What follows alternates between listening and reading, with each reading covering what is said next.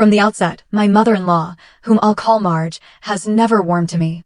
When I first started dating my husband, she maintained a courteous mask around him, but when we were alone, her attitude turned icy.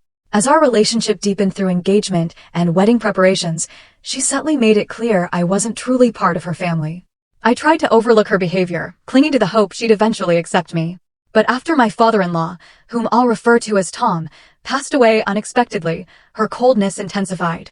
Tom was a warm, generous man who welcomed me with open arms, unlike Marge. Before his sudden death, Tom shared with my husband and me that he'd set aside a fund for our dream wedding.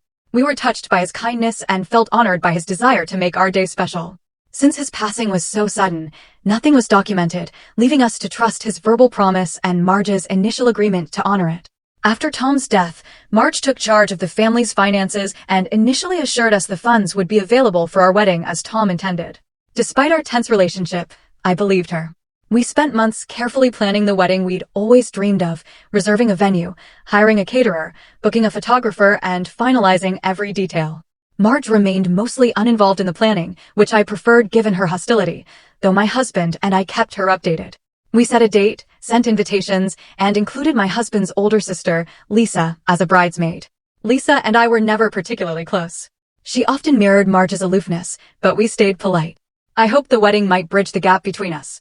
But about 2 months before the event, Lisa's husband faced serious legal trouble, arrested for fraud charges that had been brewing for years. The news shook the family. Lisa was consumed by stress and embarrassment, and Marge was frantic, worried her son-in-law might miss the wedding or face jail time. My husband and I sympathized with Lisa's plight, but were firm that the money Tom set aside was for our wedding. We didn't discuss this with Lisa directly, assuming no one would touch our wedding fund for another purpose. Unbeknownst to us, Marge had other ideas. Without our knowledge, she used Tom's fund to bail out Lisa's husband. The money was under her control, and since it wasn't legally designated, she likely felt justified in redirecting it. We only discovered this when a relative hinted that Lisa's husband was out on bail, despite the high amount set by the court, which Lisa couldn't have covered alone. Concerned, my husband called Marge to confront her.